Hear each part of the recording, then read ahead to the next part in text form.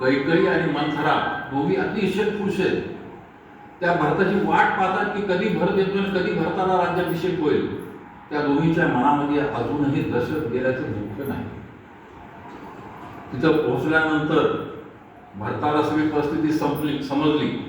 सगळी परिस्थिती समजल्यानंतर त्यांनी कैकेयी मातेला प्रचंड प्रमाणामध्ये दूषण दिले की तू माझी माताच नाही आहेस. एवढंच नाही तर त्यांनी हे सांगितलं की मी जन्मभर तुला मी माझी माता म्हणून मानणार.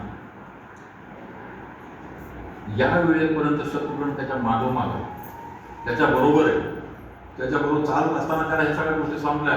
आणि हा गृहस्थ असा आहे की अतिशय शांत आहे, परंतु आतमध्ये एक ज्वाला आहे, आतमध्ये एक अग्नी आहे. आणि याच्यामध्ये त्याच्या समोर जेव्हा मंथरा आली तेव्हा त्याचा सगळा राग उफाळून आला. त्या मंत्रेवरचा ते मंत्रा एक तर फार सुंदर सुंदर कपडे घालून भारताच्या राज्याभिषेकासाठी तयार झालेली आहे, ती आनंदी आहे. आणि ह्या सगळ्या याच्यामध्ये आपल्या वडिलांचा मृत्यू झालेला आहे असं असताना सुद्धा मंथरा याप्रमाणे आनंदी आहे. म्हणून त्याला प्रचंड राग आला. मंत्रीच्या केसाला धरून तिला कर्कटक देऊन त्यांनी तिच्या कमरेमध्ये लाथ मारली. कमरेमध्ये लाथ मारल्यानंतर जवळ पडलेल्या त्या मंत्रेला पाहून भरताला दया आली आणि भरताने त्याला सांगितलं की बाबाने तिला मारू. पुढं आता हे झालं. परिस्थिती कशी आहे पहा. एका राज्याचा राजा मरण पावला. त्या राज्यावर दुसरा कोणी उत्तराधिकारी आहे तो वनात गेला. भारताने ते राज्य मी स्वीकारणार नाही म्हणून स्पष्टपणे सांगितलेलं आहे. म्हणजे ते राज्य एक प्रकारे अनाथ झाले. आणि ज्यावेळी अशी परिस्थिती निर्माण होते त्यावेळी परकीय आक्रमण, त्यानंतर त्या ह्याच्यात असलेले जे अधिकारी जण असतात यांच्याकडून बंड होण्याची शक्यता, पैशाचा अपहार, या सगळ्या गोष्टी होण्याची शक्यता असते. यावेळी डोकं शांत ठेवले तर कोणी शत्रुघ्न.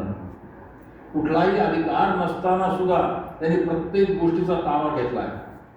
अयोध्येच्या सुरक्षेकडे लक्ष दिलंय.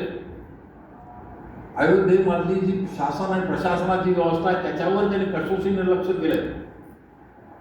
भारताने त्याला सांगितलं, गुरुवशिष्ठांशी बोलणं झालं, सुमंताशी बोलणं झालं, इतर मंत्र्यांशी बोलणं झालं आणि भारताने स्पष्टपणे सांगितलं की या राज्याच्या सिंहासनावर बसण्याचा अधिकार मला नाही.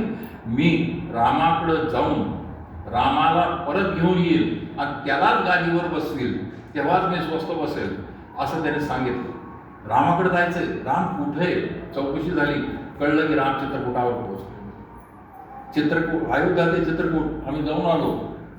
आत्ताच्या ह्याच्यामध्ये आम्हाला जायला 1.5 दिवस लागला. तर त्यावेळी जायला किती वेळ लागत असेल, मजल दरमजल फिरत जायला किती वेळ लागत असेल लक्षात घ्या. आणि जशी ही बातमी समजली तशा तिन्ही माता भारताच्या मागे लागल्या की आम्हाला यायचंय, आम्हाला परत आणायचं. उर्मिला, सत्यकीर्ती, मांडवी तिघी म्हणाल्या आम्हालाही तुझ्याबरोबर यायचंय. गुरु वशिष्ठ त्याच्याबरोबर आहे, सुमंत आहे, मंत्रीगण आहे. एवढंच नाही तर अयोध्येतले असंख्य लोक ज्यांना ज्यांना कळलं त्यात प्रत्येकाला वाटलं की आम्ही सुद्धा चित्रकूटाला जाऊ आणि आम्हाला परत आलो. बोलणं तर सोपं आहे, पण एवढा 4-5 हजार माणसांचा जमाव घेऊन जायचंय. त्यामध्ये 3 वृद्ध माता आहेत, बाकी स्त्रिया आहेत. रस्त्यामध्ये परिस्थिती कशी आहे कल्पना नाही. अशा परत त्याच्या आधीच रामाने काही राक्षसांना मारलेलं आहे. खर दूषणासारख्या राक्षसांना मारलेलं आहे, ताटिकेला मारलेलं आहे, मारीचाला त्यांनी हे केलेलं आहे. अशा परिस्थितीमध्ये राक्षसांचा हल्ला होण्याची शक्यता आहे. सगळे तिथून गेले तर अयोध्येच्या सुरक्षेचं काय? जायचं कसं? किती रथ लागतील, किती लोक असतील, यांच्या रस्त्यात थांबण्याची व्यवस्था कुठं करायची, खाण्यापिण्याची व्यवस्था कुठं करायची, हे सगळं चुपचापणे मागं पाहत होता तो शत्रू. चित्रकूटावर पोहोचले. चित्रकूटावर पोहोचल्यानंतर आपल्याला राम आणि भरताचा मिलाप, राम आणि भरताची भेट याविषयी खूप वेळा सांगितलं जातं आणि ते खरं पण नाही अशी गोष्ट नाही. परंतु या ह्याच्यामध्ये चित्रकूटाला पोहोचल्यानंतर सुद्धा भरत तो रामाच्या ह्याच्यात आला, पण शत्रुघ्न आधी मात्र आपल्या तिन्ही माता आणि आपली पत्नी आणि दोन्ही भावजाया यांच्या राहण्याची व्यवस्था करतोय, वशिष्ठांच्या राहण्याची व्यवस्था करतोय. त्याचबरोबर भरताने जाताना त्याला सांगितलं होतं की बाबा रामाला मी परत घेऊन येईल आणि जरूर पडली तर तिथं त्याचा राज्याभिषेक करू. त्या राज्याभिषेकाचं सामान पण त्यांनी नेलंय, त्याची पण तयारी करायची, त्याचे सगळे पुरोहित वगैरे ह्या सगळ्या गोष्टीसाठी तो इकडं तिकडं धावपळ करतो. रामाला भेटायला त्याला अजून वेळच मिळाला. हे सगळं झालं, हे होईपर्यंत संध्याकाळ झाली. संध्याकाळ झाल्यानंतर गार वारा सुटला. चित्रकूटाच्या त्या प्रांगणामध्ये सगळे बसले. अजूनपर्यंत नुसत्या भेटाभेटी झाल्या. ज्या कारणासाठी आलंय ते कारणाचं बोलणं अजून शिल्लक आहे. तेवढ्यात निरोप मिळाला की मिथिलेहून राजा जनक, त्यांची पत्नी सुनायना, त्याचा भाऊ कुशध्वज आणि चंद्रभागा ते पण आले.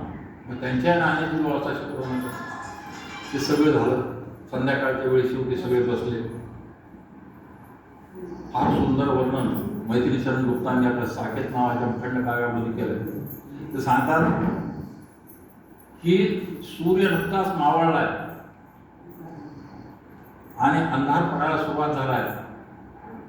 मंद अशी शांत वारा वाहतोय. त्या वाऱ्यालाही